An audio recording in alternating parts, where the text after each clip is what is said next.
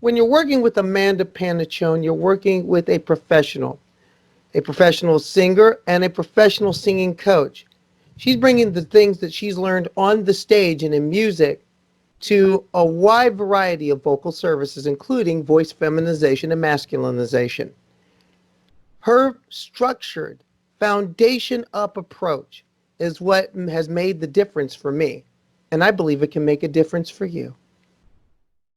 All right, let your head hang, mouth and throat open.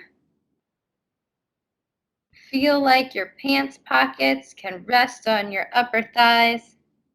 As the air comes in, feel your tailbone get closer to the floor. Let your belly hang over your pants and relax the breath. Let it be totally natural. Wait for it. Shoulders down, back and relaxed. Make sure your hips are tucked under. So you have a long, straight spine. Chin parallel to the ground. Mouth open, throat open. Good. And again, let your belly hang over your pants. Feel like your pants pockets could rest on your upper thighs. And as the air comes in, feel your tailbone get closer to the ground.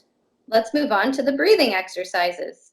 So now we're taking breathing a step further, and we're going to implement it in some basic functional exercises. And we're going to be using the interactive EVA app that instantly grades your performance in the exercises. So the first exercise will just grade your blowing air out and how efficiently you're able to do that.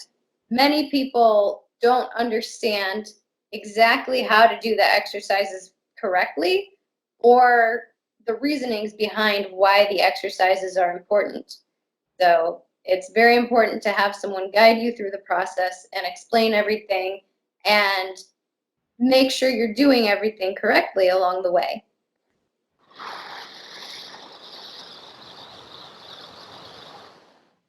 '94. Excellent. What are the most important things you remember that are helpful with that exercise? Getting your energy up is one. Using your natural energy. Yes, using that natural energy. Slow down, build up. Don't close your throat. Don't force your air in. Let your body already knows how to breathe.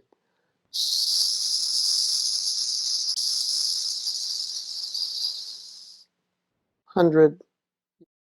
The voice that you want is inside of you. It's already there. It's just a matter of retraining your voice to bring it out, but at the same time allowing it to do what it does. It's helped all the way around. It's helped public speaking. It's helped me just in everyday conversation. This has probably added years to the life of my voice doing this.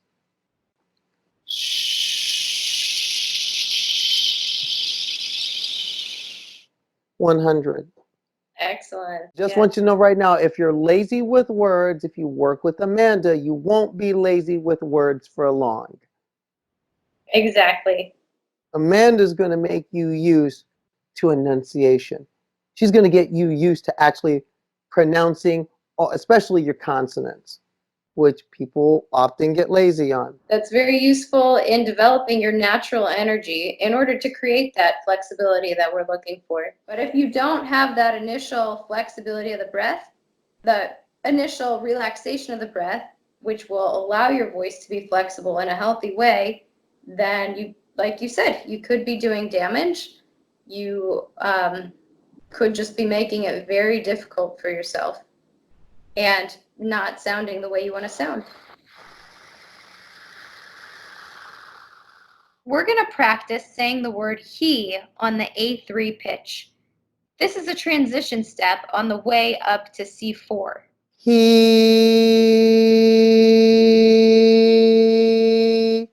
Now make sure, for the sake of the energy, you end with your mouth open. Mouth open, throat open. You want to cut the sound off by letting the air in. You never want to cut off sound by closing your throat. You don't want to go ha. Kills the energy. Ha.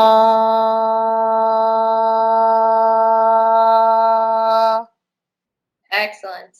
And you didn't do this, but a lot of people also have the tendency to let the air die at the ends of phrases. So you also don't want to go ha. You want to end strong by letting the air cut off the sound. So I take it that that's also very much a singing device. Yes, very much so. Ha.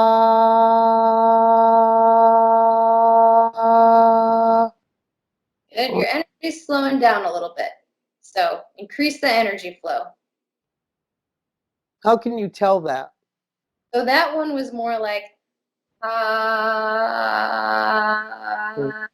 and you want ha, kind of like you're laughing. There are a lot of different elements involved in any kind of voice training. A big paradox with singing and speaking in general is to remember a bunch of different things, but yet think of none of them while you're doing the exercise. Think of them all before you start, let it process, and then go and forget it all.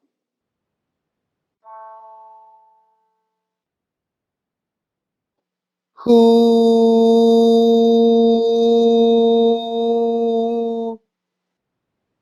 Awesome.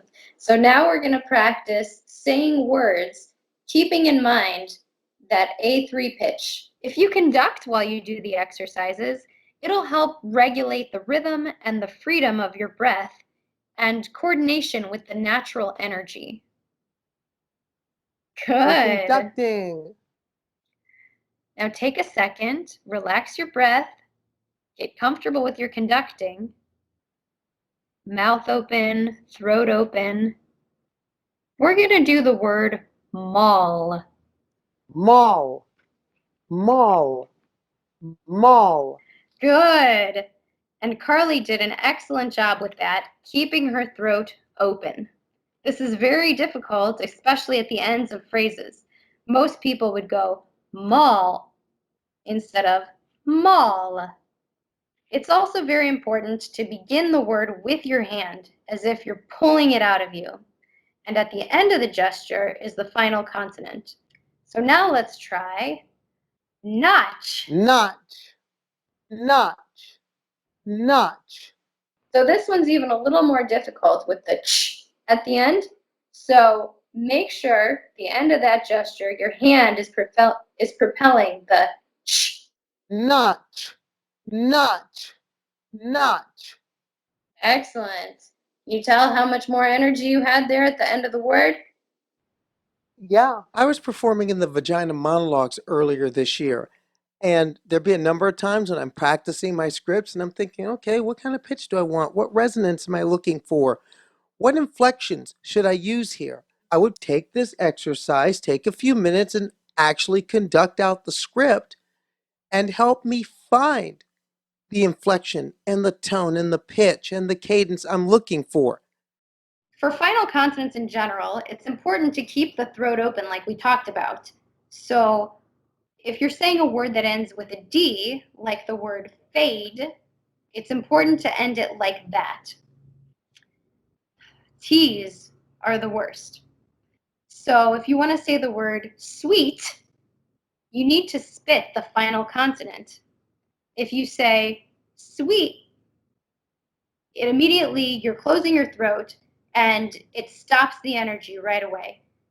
And that can cause you to go into vocal fry, especially beginning the next word or phrase. Can you give me an example of what does that sound like? Yes. So if you're saying, this cookie is really sweet, now I'm going to start to bake it.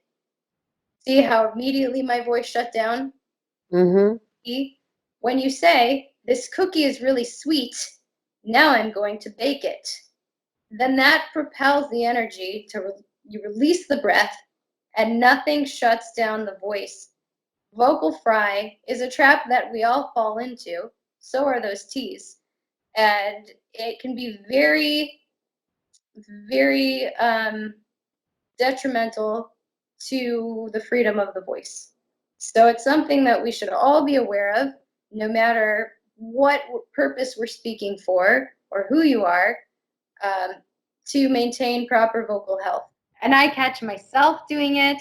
I catch Karleigh doing it. Karleigh catches herself doing it. And I'm sure if you start to be aware, even of just the T's. And I find my voice gets a lot less tired doing that. Yes, doing that. Yeah, there you go. You got me. Yeah, I find my voice getting a lot less tired doing that. It'll feel very strange once you start to do it. And once you start to realize that you're not doing it, it'll get very, very irritating. Explain how to make your favorite dessert and keep the conducting so that you begin every phrase with your hand. Every time you need to breathe, that's the rebound. Start with 2 sticks of butter. Then add 2 eggs. Beat until creamy. Again, no lumps. Then set that bowl aside. Get a small mixing bowl for a chewy cookie. Add less flour. For a crunchy cookie, add more flour.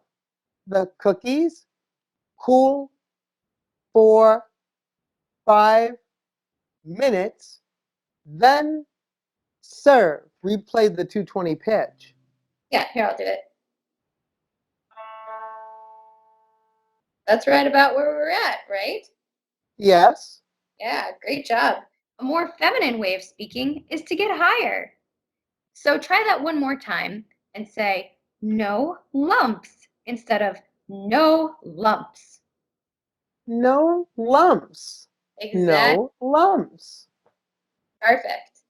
All right, so try to keep that in mind also. I know there's a ton of things, and you did all of them beautifully.